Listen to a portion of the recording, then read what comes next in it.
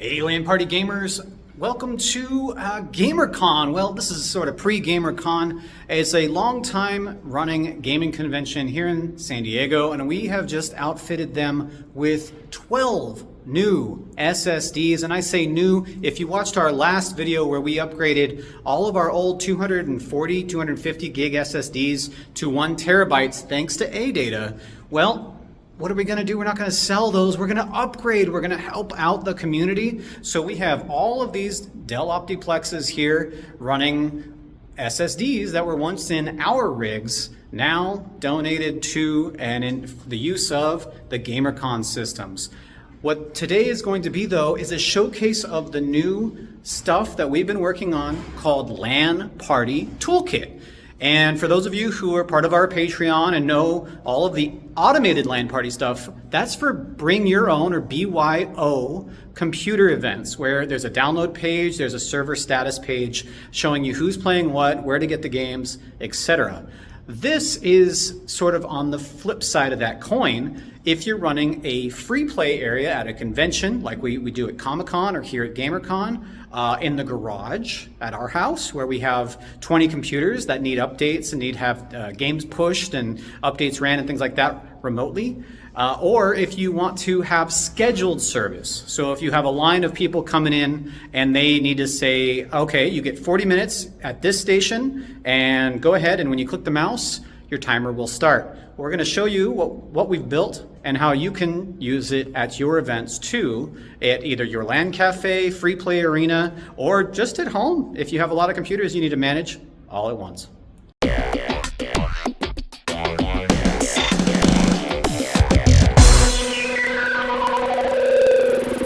So on top of our automated LAN party system here, the computer running all the services at the event, we also have LAN Party Toolkit.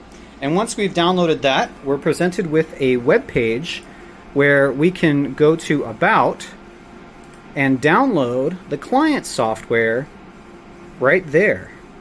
And this web page will be accessible from the local IP address 1337 port. Then if we head on over to a computer that we downloaded it, we can save that file in the root of the largest drive here. We have a C drive and a Steam drive, so we want to put it on C. LPT client, that's the file, and we're just going to run that. It'll show up in the system tray, and if we show the admin console, we can see that it has successfully discovered our server. And then we do that exact same process on every computer that's going to be managed by LAN Party Toolkit. Once that's been done, we can go over to our LPT admin and create a room.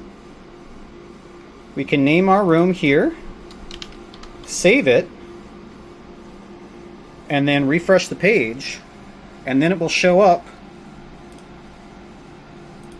here. So here's the blank slate of a room. Then we can start adding tables.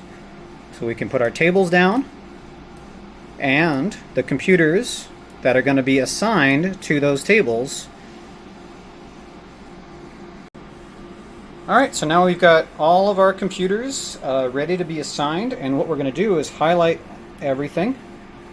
We're going to rename all the computers to GamerCon Assign. We're going to message at the top saying 12 top to bottom, left to right computers are going to be renamed.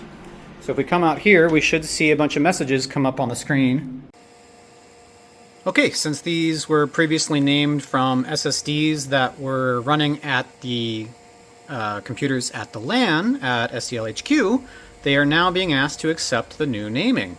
So we will go from left to right, and if we click the mouse, we will be able to accept the new name. So here we go, GamerCon 1. That'll clear the screen. Then if we move over to the next computer, GamerCon 2. The next computer, the last computer. And once all that is done, the computers will be restarted. Not only take the new name, but also be put on the map correctly. Or if we just want to reserve a seat, we can just click on the computer on the map, set a time that we want to reserve it for, click Set Reserve. That'll put the time remaining on there, and it won't start counting down, because if we go over to that computer, we can see that the computer is named. It says Station Reserved, and if I click the mouse,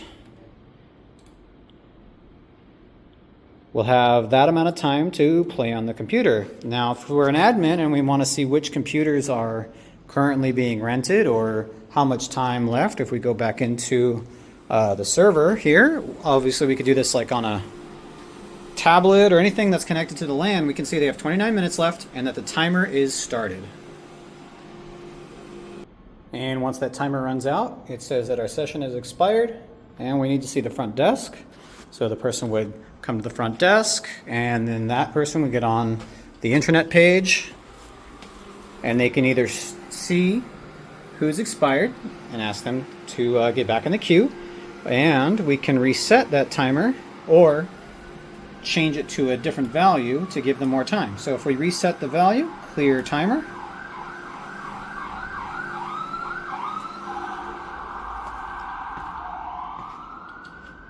clearing the timer deletes the time restriction and makes the computer usable again.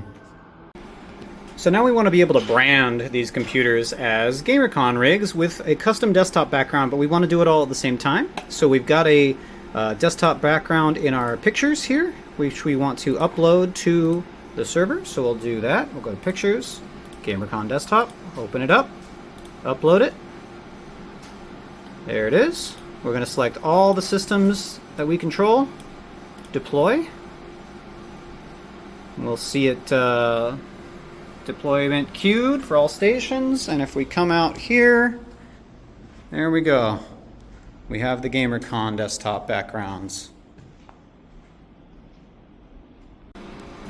Okay, with all of our computers branded and assigned, we can actually start installing games. Now we can put game files in the source path that is marked on the website, and then inside that we need to make sure that we do a couple things.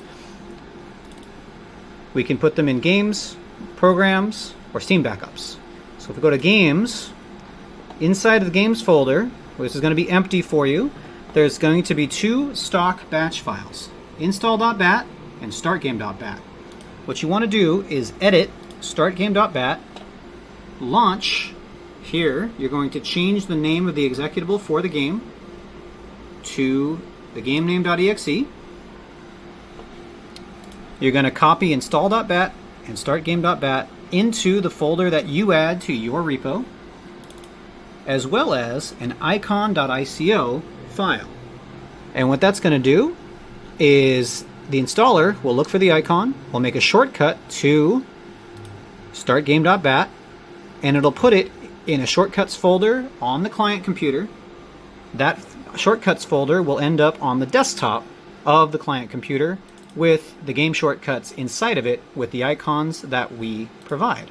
So we want to push, let's push a new copy of Blur Racing onto every computer so that it updates, and it will only update files. If it already has the current version that's on the server, it won't do anything different. So there we go, 12 stations have been queued. If we go over to the computers, we can see that they have been told, yes, if this is where you want to install it, either wait or press enter. And after hitting enter, it will tell us the game shortcuts have been put on the desktop, and anything else you might have put in that install.bat has been ran. So there's the games folder. There's Blur Racing right up top because it's the newest one. And if we open that up,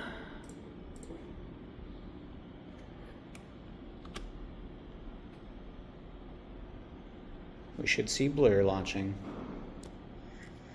Oh yeah.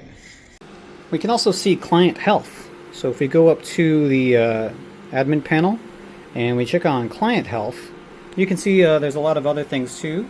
So we can install Steam games directly from here, restore our Steam backups, rename computers, that aren't necessarily part of the map, or we can see client health. And what that does is it shows us the telemetry of the computers with their last 15 warnings, errors, how the hard drives are doing, uptime, their speeds. So you can see some of these here are running gigabit, some of these are only running 100 meg. So we should diagnose their cables. And we can even see their last few programs that have been taking a lot of time. So this one, if I wanted to shut Steam down, I could. Or if they have a couple of games open in the background and they're only supposed to be playing one at a time, I could kill one of the games that they're playing.